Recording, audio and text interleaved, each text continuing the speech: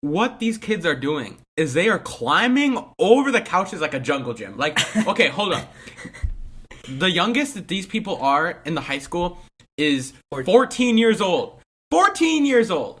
You would think that by 14 you have a little bit of respect and sense of awareness for your environment, but no. These kids think that the freaking school is a jungle gym, and they're jumping around.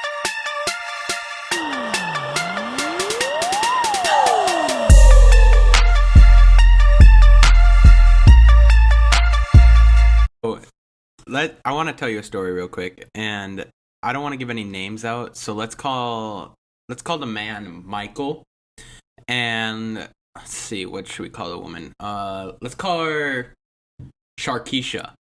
And so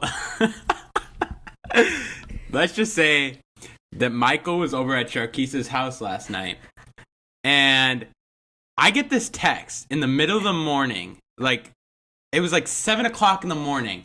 And I get a text, and Michael says, "I darn did it." I darn did what? So I asked Michael, I was like, "What did you do, Michael?" And he's like, "I finally did it. I kissed Sharkeisha." I was like, "What?" I was like, "Explain to me who Sharkeisha is, and how did you do this?" And so he told me basically he was over at Sharkeisha's house until like 4 o'clock in the morning. Why? Because this simp had the audacity to kiss Sharkeisha when he told me just a couple days ago that he had feelings for Sarah. I don't know how this is happening, but it's happening. What do you feel about? How do you feel about this? I mean, dude, just think about it. Like last weekend, this guy was So we're all hanging out, right? It's you, me, Josh, and Bucky wasn't there because he's a loser. By the way, say hi to Bucky, our eight-fingered videographer. Yeah. Bucky, let's go. So the three of us were there. There was, like 4 other guys there, and we were just kind of hanging out this entire weekend, just doing stupid shit, walking around the hotel, whatever. And what were we giving to this? And Michael, he had the audacity. So this entire weekend, he just completely ditched us, and he just hardcore simping around with like 4 different girls, trying to get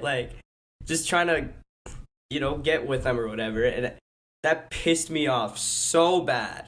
And by the way, we're not saying you're real net, but you know who you are watching this, and like, just stop. Like, you're trying too hard, bro, and these girls, you're letting them use you like this. Like, that's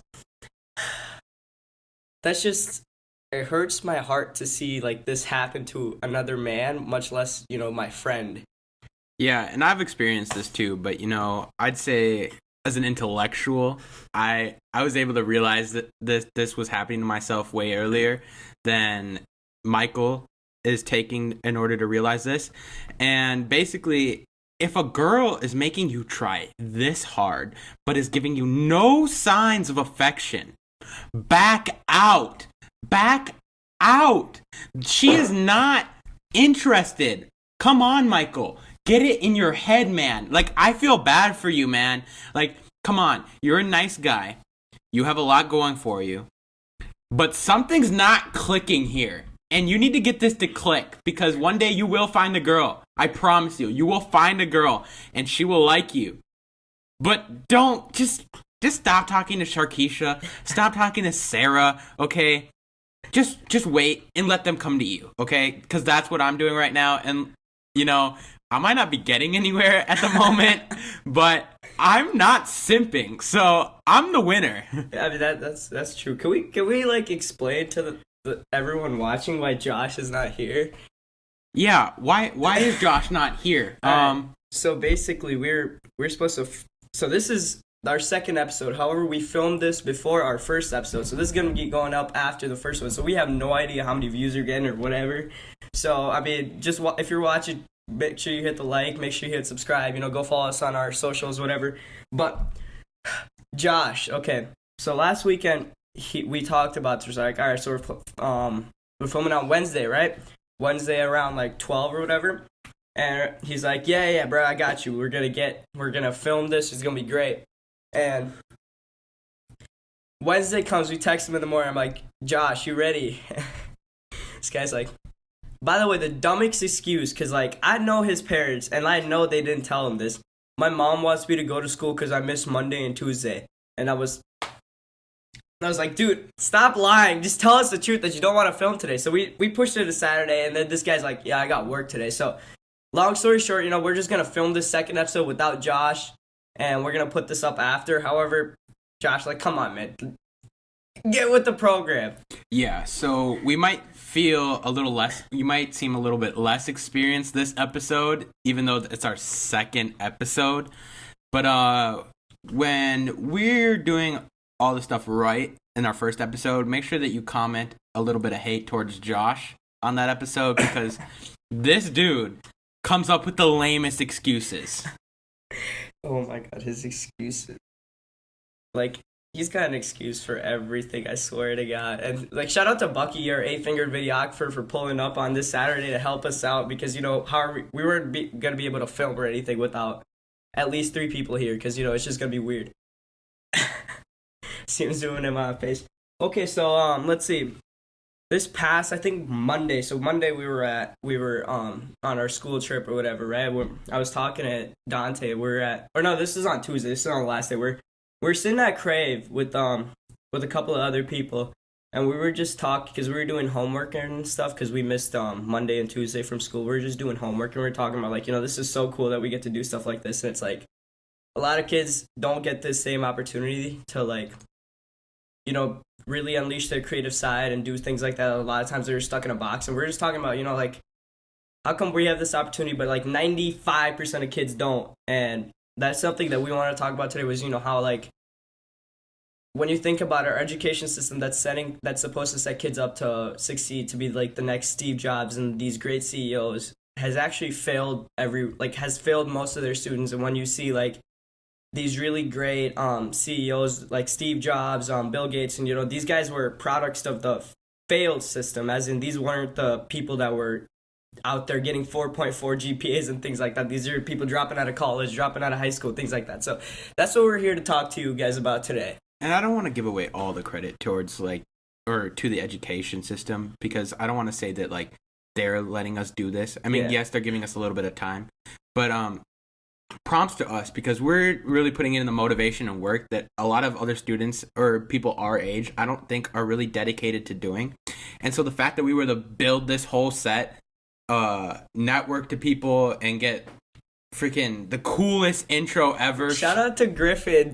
Go follow him on Instagram at dir by Griff with 2 F's. Yeah, this dude just hit 700 followers. This dude's work is insane. Like, he's kind of blowing up right now. Like, he got reposted by a couple really big, like, fan accounts. So, like, Lil Uzi just dropped his album last weekend, and he was one of the, like, the number one, like, Lil Uzi, like, fan account or whatever that, kind of just posts all the hype stuff about it. They posted his cover art. So he's incredibly talented with graphic design, things like that. And shout out to Griffin for making us, like, this sick intro that you guys are going to see.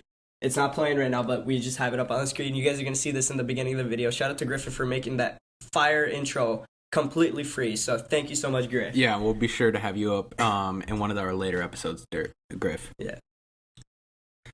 So I guess we should just get right into it. We wanted to talk to you guys about education reform this episode, just because as seniors, I mean, we've been through the education system all the way from preschool to our 12th grade year of high school now, and I think we've seen a lot of changes within the education system, but I think we've also witnessed how it really hasn't changed at all, to be honest. I mean, I'd say the biggest changes that we've seen is, like, furniture and maybe like iPads that don't even work. What's wrong with this? By the way, just a side tangent about these iPads. All right, so we see this thing with, like, it's 21st century, so we want to prepare our kids for the future, and the future is, like, run by technology and things like that. So what do? We go out and get them iPads. However, those iPads are less powerful than a Chromebook, because the reason they got us these iPads is so we don't have to write our papers by hand, and that's really the only thing they do is, they work as a word processor. So at that point, why spend $800 per unit getting an iPad when you can go hit up someone at Best Buy for getting Chromebooks for like $300, which do the same thing, and they do it better. Because when you think about it, in schools, what is the point of an iPad? it's to use as a word processor. Like we're not able to download apps like GarageBand or things like that to really like harness the full power of those things. So that's just one of my biggest issues is that, the spending the money. Essentially, we're using these iPads to save money or to save the environment on paper, which I mean is great. Like, that's great that we're like cutting back on the amount of paper that we're using. But we're restricted from using any other types of apps or hardware that the iPad actually is able to offer. And the only thing that we're able to use is the school design system, Schoology, that is created for us to download our homework. And then we write with our finger on this iPad screen and turn it in. Okay, well, I mean, great. I don't know what else to say, to be honest. Yeah, like the entire idea of that, we got these iPads so we're prepared for the 21st century is kind of, the application is kind of really poorly done. So when you think about it, other than, our last semester or 2 semesters ago, did you ever learn how to use Excel? No, I've never used it once. Did you ever learn how to use, Autodesk, like AutoCAD, Inventor, Fusion 360? Not a single time. Yeah, so this whole notion that we got these things to really prepare us for the future for this 21st century jobs that are mostly, data-based, engineering, things of that nature. Even like, did you ever learn how to use GarageBand? Like if you want to be a musician or something, any apps of this nature? No. Yeah, exactly. So he's taking pictures behind the camera. Sorry, I get distracted. So that's my biggest issue is that, it's great that we have these resources, and I don't want to sit here and sound like a privileged, like middle, upper middle class kid right here that's complaining about having iPads. But my problem is that we got these to use as word processors, and I'm pretty sure everyone by the age of 12 years old knew how to use Google Drive and just type things. Yeah, like, I just want to say, Prior Lake, where we live, Prior Lake, Minnesota, shout out to the Minnesotans watching this YouTube video right now, or listening to us on Spotify or Apple. But basically, Prior Lake is known to be one of the white privileged areas in Minnesota where everyone there has money and wealth. But for claiming that our school has money, we don't do anything different compared to other schools, really. Like, we get an iPad, cool. What does that iPad do? Once again, nothing. Literally. Okay, so we had a little bit of a malfunction with the headphones, one of these headphones. So as you can see, this one's wireless. It died, so we had to charge it. But now we're back.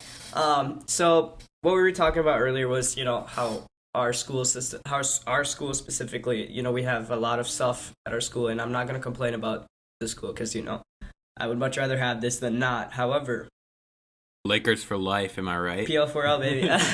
But basically what I'm saying was that we have all these things, and the point of these is to enhance our creativity. So, for example, we got a referendum just passed this past 2 summers ago.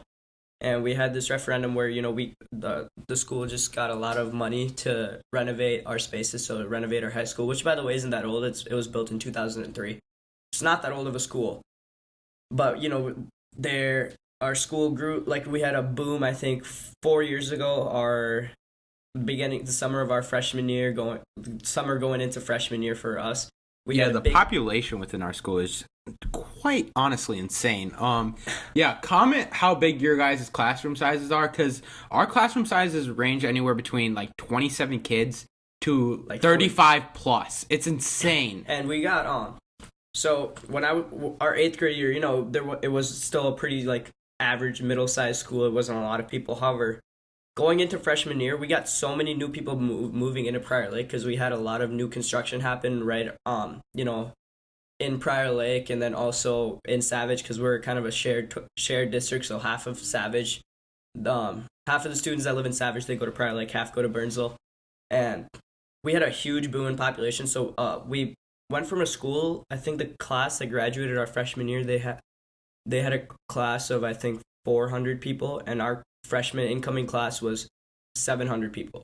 Like, that's unheard of. That was a 300 student increase. That's almost That's almost the size of their entire class. We almost doubled them. Yeah, like we're seniors, but my sister's a freshman, and I think her class is expected to be over 700 kids. That's outrageous. Yeah. So we needed to get a bigger school, so we got a lot of money to improve the situation in terms of space and stuff, because we've got at last year, at times it got really bad to the point where some teachers didn't have their own classrooms, that they were kind of floating around, and they just take a certain classroom during open, like when that teacher was out and they didn't have a class or something. So we desperately needed new classrooms and stuff. And what they could have done was, they could have just built, added on to the school and built the classrooms the same as they are, as they currently were. However, they decided to go a more expensive route and create these, modern, like open spaces with TVs on all the four walls and glass window walls, pretty much. It essentially looks like a community college. Yeah, you guys know what that looks like. I mean, like, how the community college has like the open spaces with like technology everywhere. I mean, it's beautiful. Like, I'm not gonna complain about it. It's beautiful. I'll say it. But my problem is, we spent all this money to enhance creativity and things. However, when we came into this newly renovated school, we had a lot of new rules that kind of limited us. So, for example, we're not allowed to sit in another pod if we don't have class, or in one of those open spaces if we don't have class there. The problem with that is, though, our shared commons, they're also our lunch. That's also the lunchroom. So we eat, there's about 300, 400 kids sitting there eating lunch, and it's kind of hard to, if you have like an open time or something, to get homework done when you're surrounded by just a loud environment. Most of you probably been in like a high school or elementary school or any type of lunchroom setting. It's loud. Like you can't really focus, and it's massive. So yeah, currently we have about 6 different lunch periods, I believe. Yeah. And so basically what the school is doing is they're completely renovating our lunchroom so that they have a bigger kitchen, and then they're able to better prepare for the large quantities of kids that there are eating, and then they can hopefully shrink down the amount of periods there are for lunch. And as a result of this, they are shutting down the hot lunch kitchen cafeteria for the rest of the school year, and they are doing brown bag lunches, meaning sandwiches, an apple, and a milk. The turkey Otherwise, y'all remember? Hold up. You guys remember when you'd go on a field trip, like when you were in like elementary school, and you were supposed to bring your own lunch, and like the kids that didn't bring their own lunch would get those brown bags with the turkey sandwich. Meanwhile, I pulled up with my Lunchables, where I got the pizza that came with a couple Oreos, the juice box, like. Oh man, that was fire. That was a great time. But basically, that's what we're going back to. And thank the Lord that I don't have class. I don't eat lunch at the high school because for part of my day I'm not at the high school. I'm at a different location. We're not gonna say where that is because we don't, just for privacy and security reasons. And so what I was saying was we did all this renovation. However, there's a lot of new restrictions. So we can't really work in those spaces if we don't have a class in that area. And so if you have an open period and you need to work, but you can't really go in the commons because it's very loud. Yeah. Let me tell this quickly. Yeah. This is what they decided to do with the money. They decided to essentially build a Starbucks in our school, a whole Starbucks. And you know what it's called? It's called the Laker Cafe. Okay, so like no free brand deals. That's why it's not a Starbucks, I'm assuming. Free brand deals. But basically, the Starbucks, or the Laker Cafe, I should say, that they built inside our school, is supposed to be a learning environment, or a place where students who have open periods during the middle of the school day are able to go work on stuff, or just relax. But what these kids are doing is they are climbing over the couches like a jungle gym. Like, okay, hold on. The youngest that these people are in the high school is 14 years old. 14 years old. You would think that by 14 you have a little bit of respect and sense of awareness for your environment, but no. These kids think that the freaking school is a jungle gym. And they're jumping around, they're screaming. You can't even work in there. What's the point of this? And yeah, can I say something about that? So we got this nicely. It's a beautiful cafe. it's a beautiful space. It like that is a space where you'd be, happy. Like I'd be happy working there. However, $5. Actually, no, I'll make that $50 if you go to Prior Lake and you're watching this video. $50 if you can go in there during one of the during a time that's not first or sixth hour. If you can go in there and find an open table. $50 for anyone watching from PL. Go find me an open table between second and fifth hour in that area where you could actually get work done. And you could sit down and do your homework without a kid crawling over your head. Yeah. So that's another issue is, we've got all these things. However, they restricted it to the point where basically those pods are unused because, 90% of the time you have class in there, you're staying in the classroom. Yeah, no teachers teaching out in the pod area. Yeah, that's just... So basically there's furniture in these pods, like nice furniture, like community tables and chairs that swivel around, which, if you ask me, they're kind of a distraction, to be honest. But no one's using them because then the students who have open periods who would go try to use them are then told by admin that they have to leave that area and have to go down to the Laker Cafe, where then there's nowhere to actually sit, and kids are forced to go sit in the bathroom or something for an hour. I'm not trying to do that. And another thing I want to say is so on the second part of this like new rule is that if you have if you have a class and your teacher like is telling you, hey, you guys can go work out in a space where you think you can work well, that kind of limits you to 3 spaces. You can either go work in the commons, which is not happening because first of all, you're not going to find an open table during a lunch period. That's just not going to happen. Second, it's too loud. All right. The other option you have is the Liquor Cafe. Same problems. It's mad loud in there, and you're not going to find an open table. So the third option is you can stay in that pod. And that's why they don't let other kids work in the pod, is so like the teachers, they can have free access to those spaces. However, there's some place. So our school is divided pretty nicely. So most of the English classes happen in one area. So for example, English, that's a class where you do use a lot of this space and stuff. However, when you have 6 English classes in the same pod and every single person's out there, that place is saturated. But, it's like, hey, this place is saturated. Where I'm going to go to the math section of the school where there's no one there. But you go there and that space is not being used, and I don't think it ever has been used because, math is a class where, like, math you can't really do much with working with other people. In math, that's called cheating. But so I go sit down there and I'm just working quietly. I have my headphones in. I'm working quietly. I'm plugging away on my English paper, and this random administrator comes up to me like, "What class are you?" I'm like, "English." They're like, "Is your class in this pod?" And I was like, "No." They're like, "Well, if you want to work outside, you got to go work back in that pod." And I was like, "Well, but the pod is completely full. Like, there's no place for me to sit. Like, what do you want me to do? Sit on the ground or something?"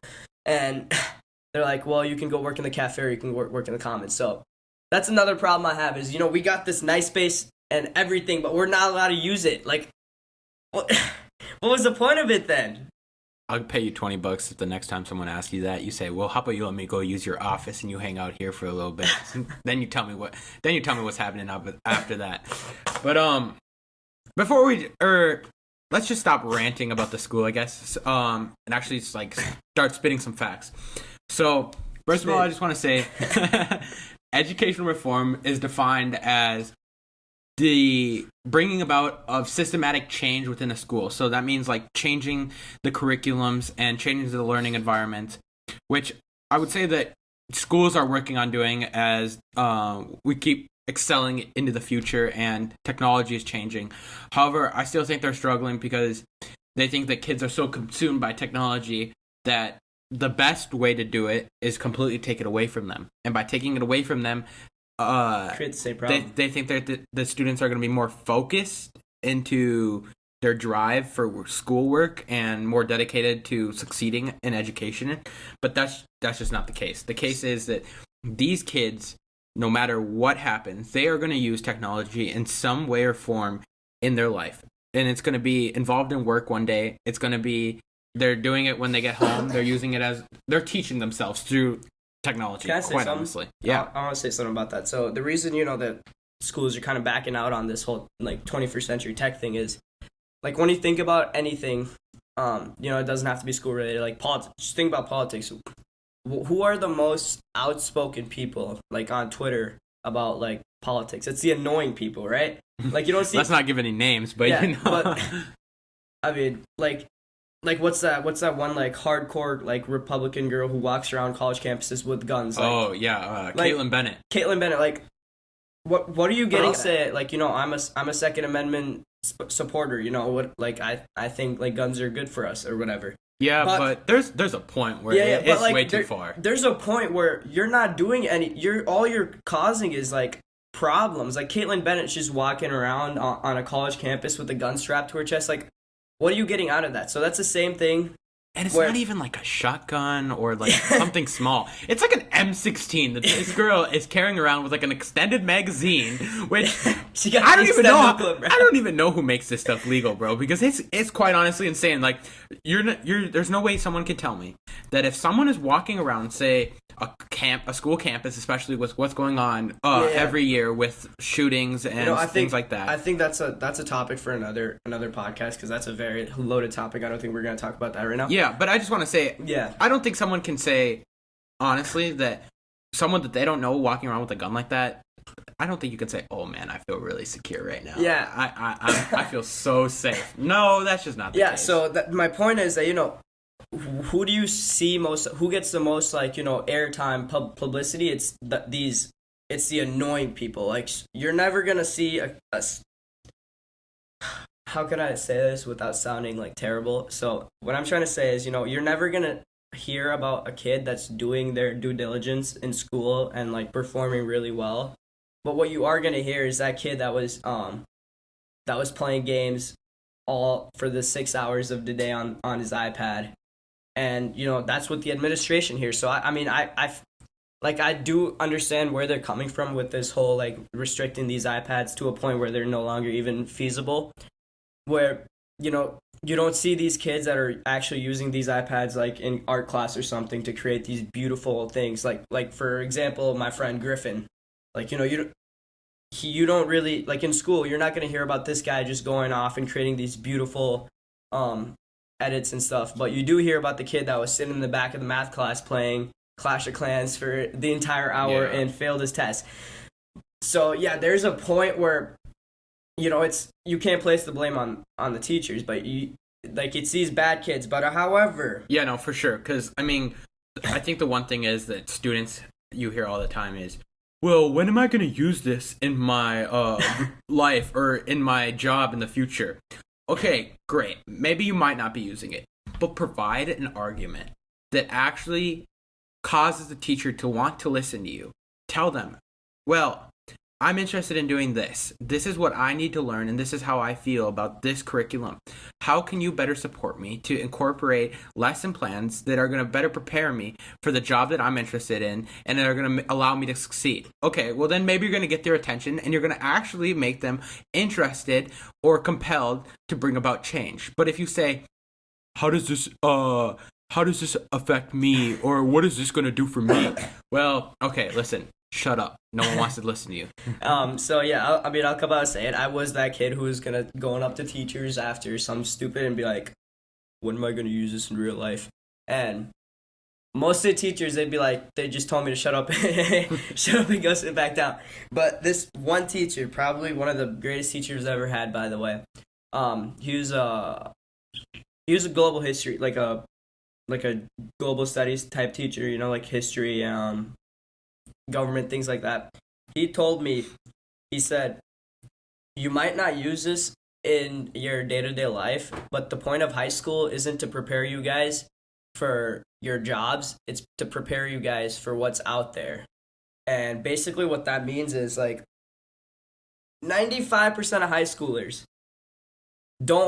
are not going to do what they say they're going to do after high school. Like a year ago, I said, hey, I wanted to be a pilot because I love traveling, I love flying, and I went and got my private pilot's license, and I got up to 250 hours, so I got my commercial license and everything. However, I found out that, that wasn't what I was, like just immensely talented at. And like, sure, I love it. It's a hobby of mine, but that's not something that, I can really see being my career at this point in my life. And so that's the same thing, these kids are saying that I want to be a doctor, and when am I going to need to know like what year that World War II ended? And the point of that is, you say you want to be a doctor right now, but that doesn't mean in 2 years from now. So if you're a sophomore and you want to be a doctor, that does not mean in 2 years from now that there's no chance that you're going to be majoring in maybe like engineering or business or something like that. Yeah, I can really understand what you're saying, because I definitely went through this last year when we enrolled in the program that we're involved in right now. I thought that I was going to be a veterinarian because I just loved animals. I enjoyed working out in the wild. I enjoyed being able to hike, and I really wanted to be able to help these animals that I see every day suffering. And I thought that the best way to do this was being a veterinarian. And so I decided to enroll in this program, and I was studying healthcare. And I even got a job at my local vet clinic. Tell the story. Oh, God. So I got the job. I really didn't know what I was going into, to be honest. The job said kennel worker, and I was like, oh, okay, so I get to like hang out with dogs and stuff. So I go to the interview. This was the first time I ever actually interviewed for like a real job, and I'm talking to the lady, and she's like, great, can you start like next week? And I was like, sure. And she's like, all right, $9 an hour. And I was like, yeah. And deep down inside, I was like, wait, what can I do with $9 an hour? I mean, like, can I even buy gas for that much with that much money? But so I got the job, and I'm working, and this job basically involves me cleaning up dog feces, cats as well. And I despise cats. I can't handle cats, man. They freak me out. Like they are the minions of the devil. See, I'm the exact opposite. I actually love cats. However, God had to nerf me because like I'm too like beautiful of a creature. Oh my God. And so God had to nerf me, and he made me allergic to cats. I'm the same way too. Yes. I'm allergic to cats, but I just don't like them in general.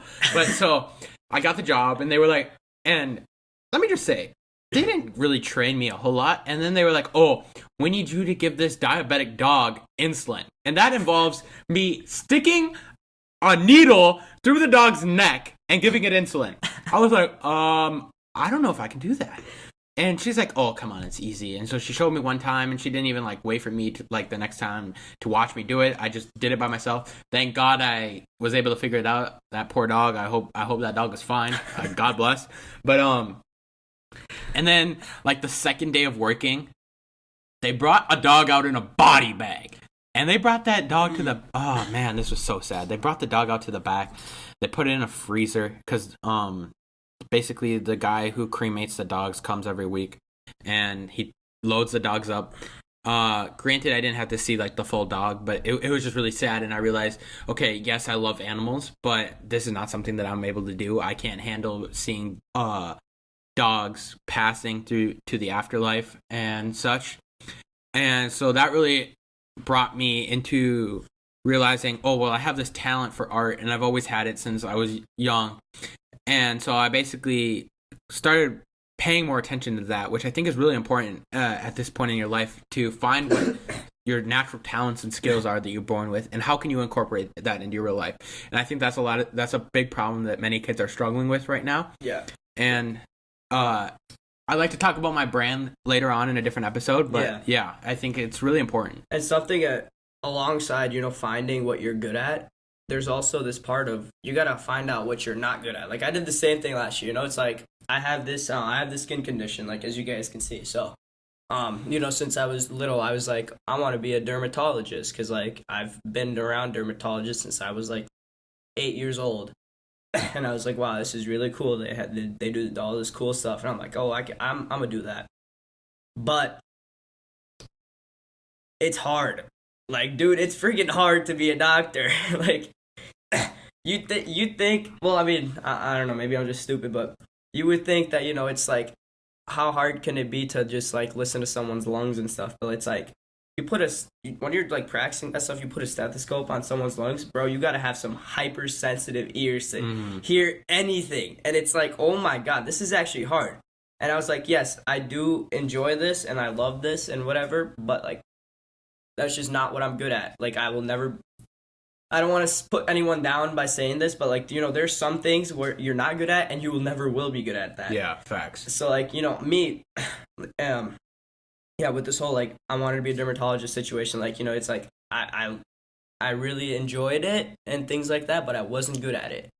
And I was like, is this something I can really see being my career? Because if I'm struggling this hard, sure, I might enjoy it, but like, will I really enjoy it when I'm 40 years old and I hate going to work because it's so hard? Facts. And so that's when I decided to, switch over to doing something more business related. And that's when I really found out what I love, because, up until this point, I was like, oh, I think engineering's cool. I've taken a couple engineering classes. It's pretty cool. It's pretty fun.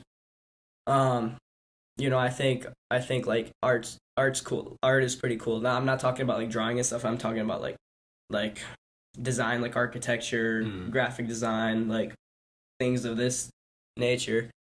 And I was like, yeah, okay, it's pretty cool. And then I found like, I was really freaking good at data analytics. Like, my teachers were, I'm not trying to brag, but my teachers were like surprised. And like by the first like couple of weeks, they were like, wow, you're really good at this. You should apply for this program or whatever at this one school. And like, we'll talk about that in a later episode as well. But, it's just, the point is, I had to fail multiple times and find out what I wasn't good at to really, at this point in my life, to be able to find what I was good at. And what I am good at is, I'm a good math guy.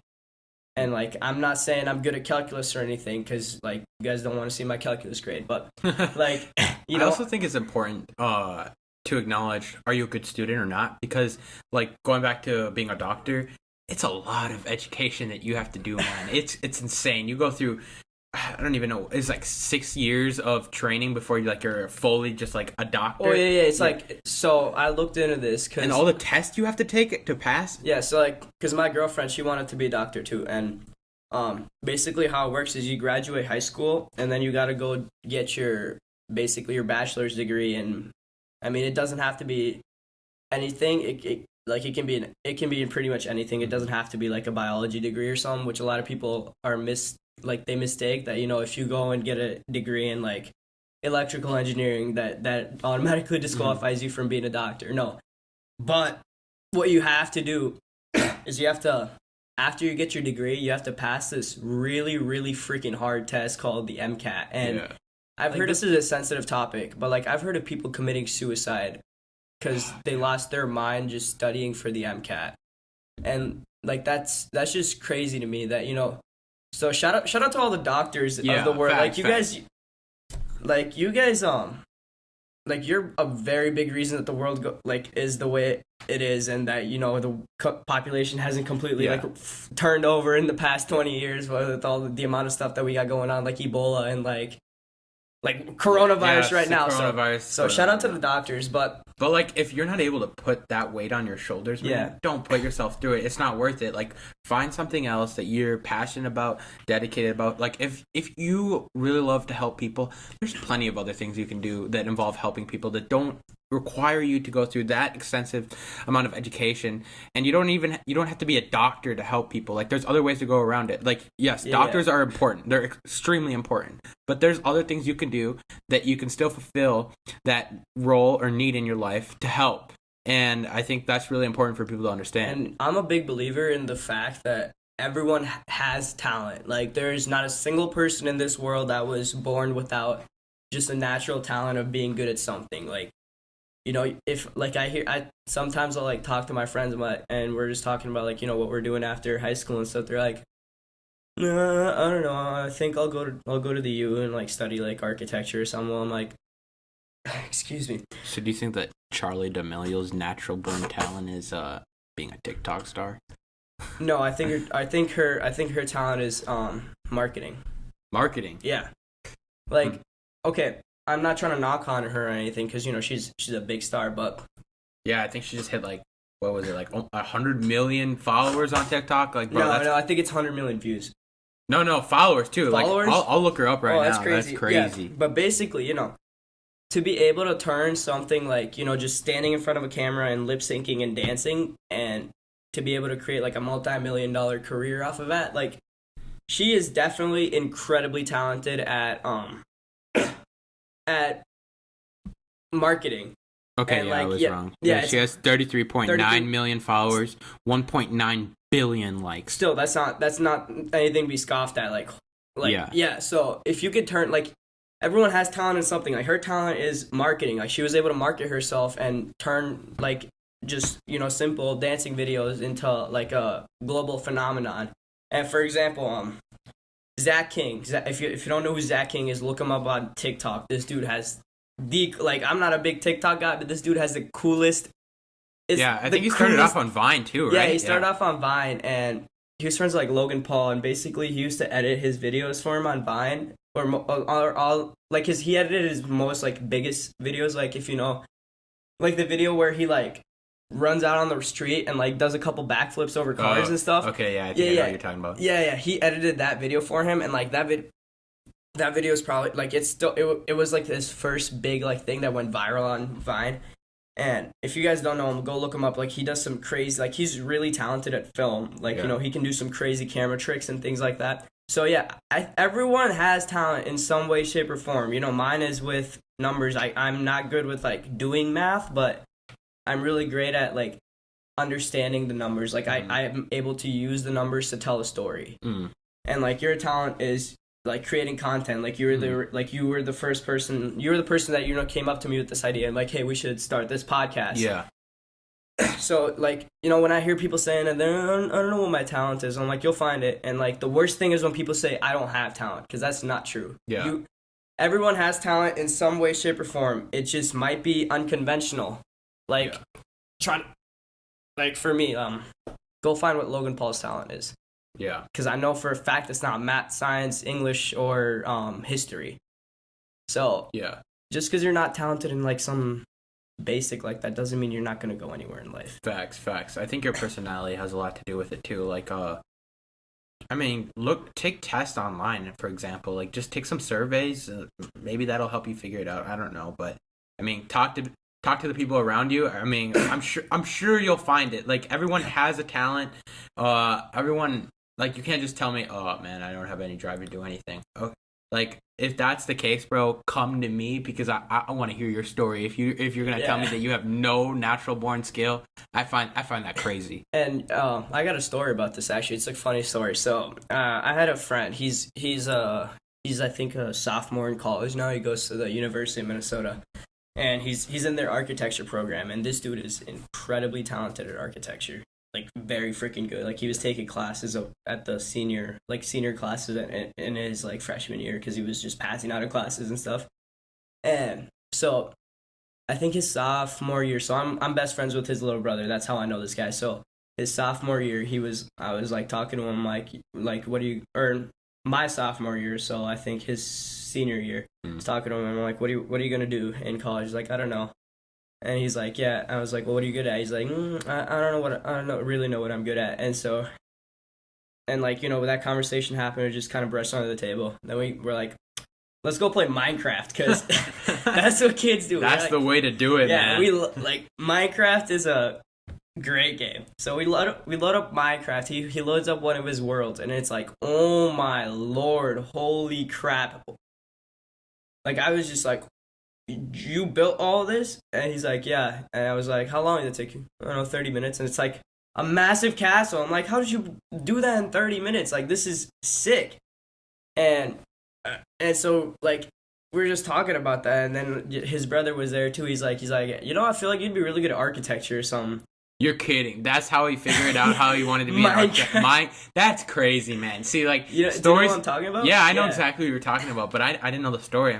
If that's how you figure out what you want to do in life, like, props to you. That's like the best story I've ever heard. Yeah, it's like, so the point is, you don't have to, like, most of the time, people aren't gonna find what they're good at by taking a test. Like, if you go take a test in math and you get 100%, that doesn't really mean you're incredible at math. That just probably means you studied well for that test or something. So that's another problem that I have with the school system is, it's not very helpful at helping kids find their talents. Are you good at standardized testing? Yeah, I'm pretty. Like I've heard of people like struggling at standardized testing, but like I've always been really good at it. It's just because I don't know. There's a part of me which doesn't get nervous, which I see is a problem with a lot of people, that they get really really nervous about standardized testing, and I think that's because when I was growing up, I actually didn't do a lot of standardized testing because my first couple of years up until the age of 5, I lived in India. And so is the education system like way different over there? It's different, but it's different, but it's more or less the same. Okay. But where they do so kids they don't have preschool over there. It's called a Montessori, and so we have those here too, but they're far less common. Basically, how it works is like, so kids, they're not really good at like writing stuff and like numbers and things, but what they're good at is like patterns and like playing with shapes and things. Yeah. And so how they teach their kids over there is a lot less like, I'm talking like ground up. So when you're like 4 years old and going to preschool for the first time, it's not a lot of like A, B, C, D, E, F, G, and like counting numbers and stuff. It's like kids like learning through like patterns and building things like that, which is where you get that's how you develop your like first critical thinking skills. Because I mean, you can't really teach a kid to critically think by doing it, like making them do algebra at age 4, and like it's very limited on what you can do with a kid that young. So, and as a part of that is they don't do standardized testing for kids up until probably they get to about middle school. Wow. But that doesn't mean the schooling there's not hard. Like, it's actually really hard. Like, those kids, like, some Indian kids, like, they're freaking geniuses. Mm-hmm. Like, the kids at DECA, holy crap. they're freaking geniuses. I mean, like, let's not stereotype, but yeah, I know what you're talking about. Like, and, like, how this works is, so, up until the age of, I think, like, around you hit middle school, they don't do a lot of standardized testing, but they learn very fast. And they kind of do this. So, in the U.S. where we have this, like, No Child Left Behind thing where, you have a set pace that you got to go at. And if you are not catching up to it, it's like they'll hold everyone else back to push this one kid forward. How it works over there is different. So, like, they go very fast with, like, teaching kids. Okay. But a big part of being a good student is confidence. And standardized testing, to me, it seems that, it knocks kids' confidence. Like, if they don't do good on the MCA or something, it's like, oh my God, I'm stupid at science. Like, no, you're not. You're probably just not good at standardized testing. Yeah, like, for me personally, I'm an A average student. But I don't know what it is. Like, when I take a standardized test, I don't even think it's that I get, like, super nervous. Like, yes, I do have anxiety, but, like, it doesn't freak me out, like, when I'm taking a standardized test. I just think that, like, I don't even know how to explain it, to be honest. Like, I sit down and I'm looking at the test, and I don't know how this happens, but I have a hard time recollecting the whole lesson that I learned or the unit. But then if I'm sitting down and having a conversation with the teacher, like, one-on-one, I'm all of a sudden recollecting everything. And I don't know how that works. Yeah. But, I mean, I just think that, like, it's not for everyone, and I don't think that should be, like, the biggest performance indicator in a school system is standardized testing, because it really doesn't. I don't think it shows the accurate representation of how well a kid is doing, and I think that's like what's happening with the ACT right now. Now that they're like, some schools you're starting to see that they're not requiring it. Well, that's because of the ACT themselves. That's because, like, the organization themselves, what they did with the. Yeah, but I think the ACT is also starting to recognize that, like, okay, these standardized tests that we've been making kids take for however long now isn't really showing how well of a student they are. I think it's how good they are at playing the system, basically. Yeah, exactly. So, back to the story about, like, how they do it in India is it's actually, confidence is a huge part of how good of a student you are, because when you build confidence early, that's hard to shake. Like, the habits you learn at age, like, 6, 7, 8, like, you can't get rid of that. Like, if a kid doesn't know how to wash their hands at age 7, they probably they're probably the kids you see that don't wash their hands coming out of the bathroom. Like, that's just like those little ticks. So if you see those kids, sauce them with some hand sanitizer, because like that's just nasty. Yeah, the coronavirus is going around. Like, let's not do that. Yeah. But basically, they don't make these kids take these tests, so it doesn't knock on their confidence. But they're still learning pretty much the same. They're actually learning more. Like, there's some kid. Like, I have like relatives that still live in India, right? And like these kids are in 5th grade doing like algebra, like very basic, like algebra 1, like like the railroad tracks thingies where it's like 2x plus 5 equals 10, and you draw the 2 lines down the middle. Like, they're learning that stuff in like 5th grade, and they're able to do that because these kids believe they can do it because they've never been told like you're stupid. Like, they've never been hit in the face with a piece of paper that says below grade level on something, and so they're like, yeah, I can do it. It's no big deal, which is a big problem because here you start taking standardized tests in like 3rd grade, and like if you get it back and it's like, oh, you're below grade level, then what they're gonna do is they're gonna make you do these extra classes, which understanding. Yeah. In 2nd grade, I was actually put in the lowest reading class. I forget the whole story as to why I was put into it, but I think I don't know. Maybe I struggled with confidence, to be honest. But so we would basically practice reading out loud with our class, and we would take like these short little tests and recollect everything. And within a matter of 1 week, I moved from the lowest reading class to the excelled reading class. Like, that's insane to me. Like, why did they put me in there? I'm not sure, to be honest. I would have to find out. But I think confidence definitely has a lot to do with like how well you are able to succeed, and it really goes a long way. And so basically the entire problem, it starts from the top. It starts from the very top. Now I'm talking like Secretary of Education Betsy DeVos level.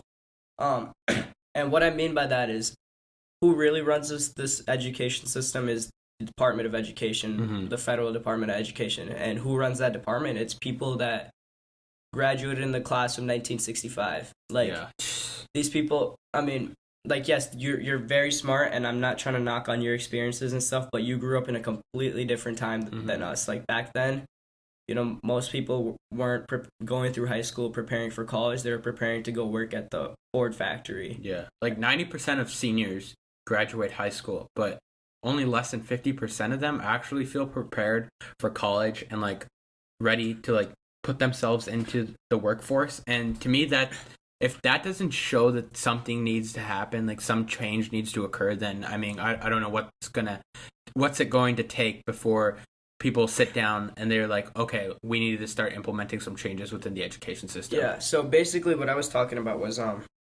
so when you think about it, a school is eerily resemblant of a factory, like a classroom. Think about it. So you have the teacher, who can be equivalent to the foreman who's running the show, and you have all these students, and you sit in neat little rows. You raise your hand to speak when you got to go to the bathroom. You got to ask to go to the bathroom.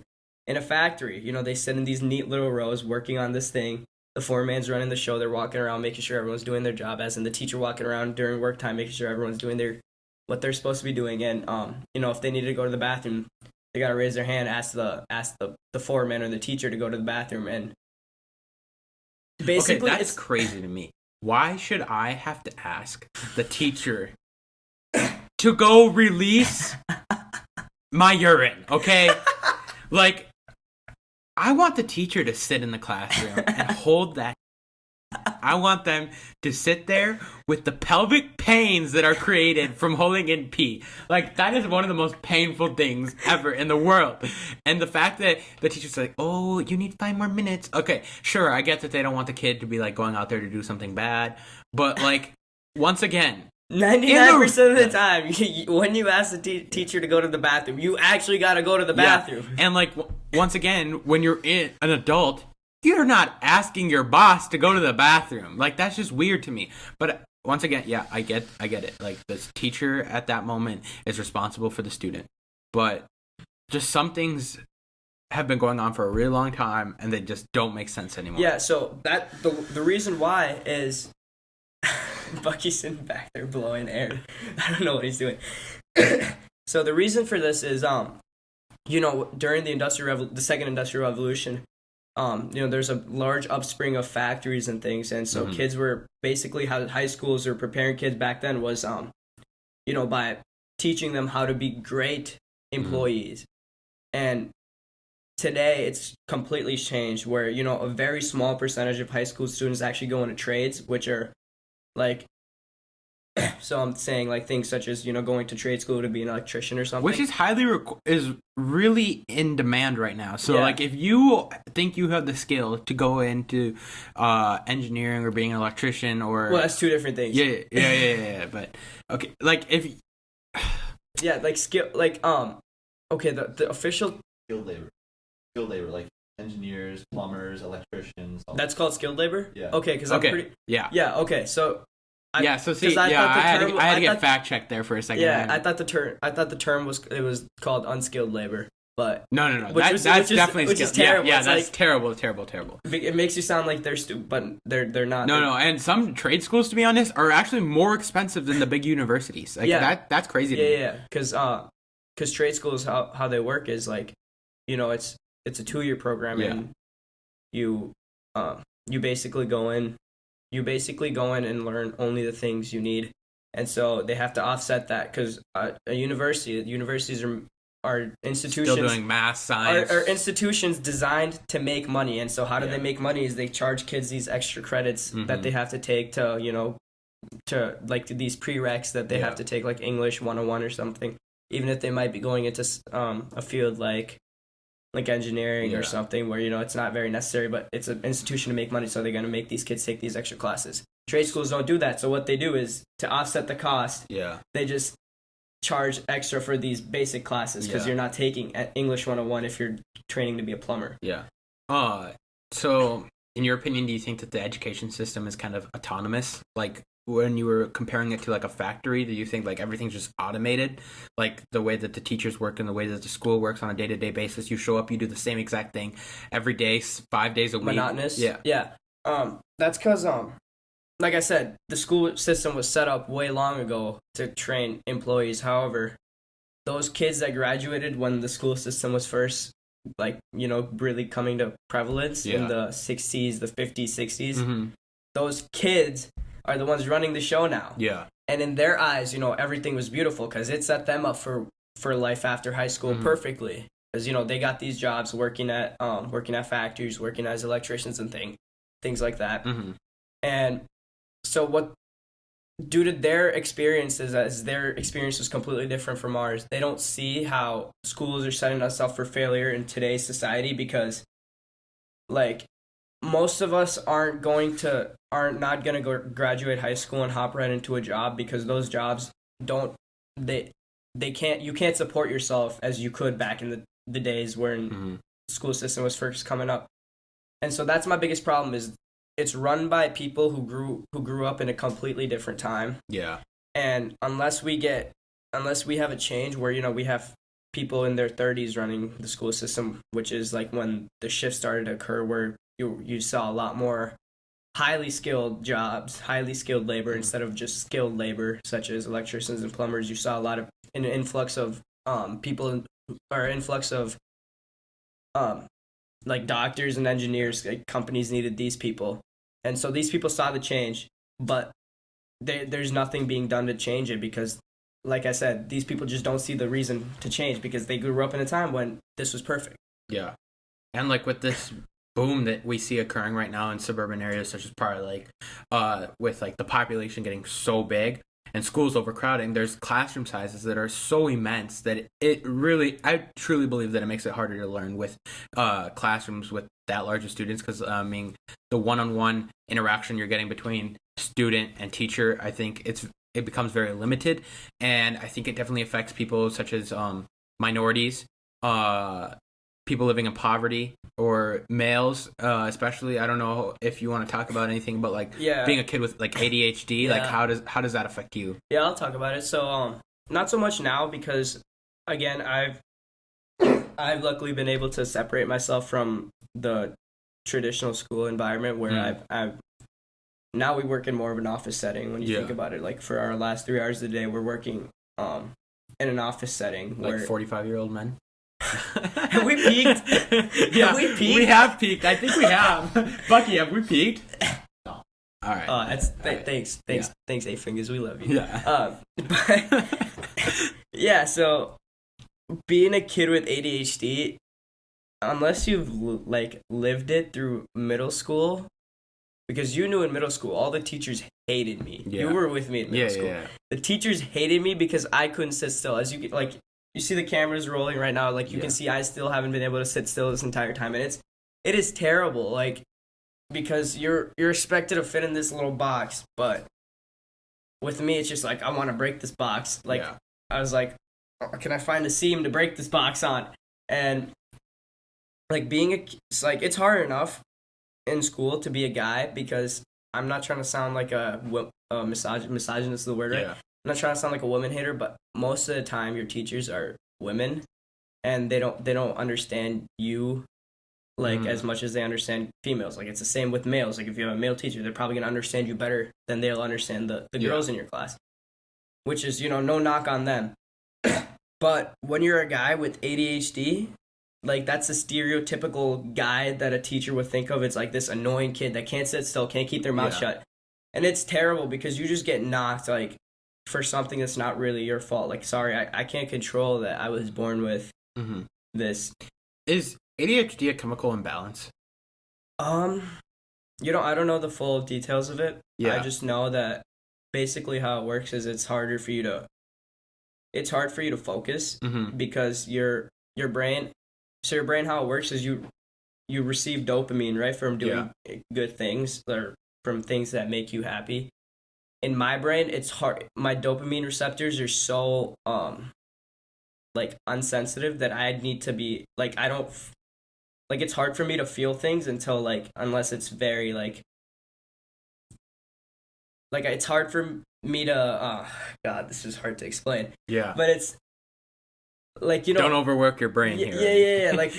If a teacher's standing up there and explaining stuff, I get bored because my dopamine receptors aren't receiving the dopamine. If a teacher's going up there for a 45-minute lecture, I'll pay attention for the first 5 minutes because, my brain's still functioning and I'm still receiving the dopamine from receiving this information. But after that, my dopamine receptors just get fried and I can't pay attention anymore.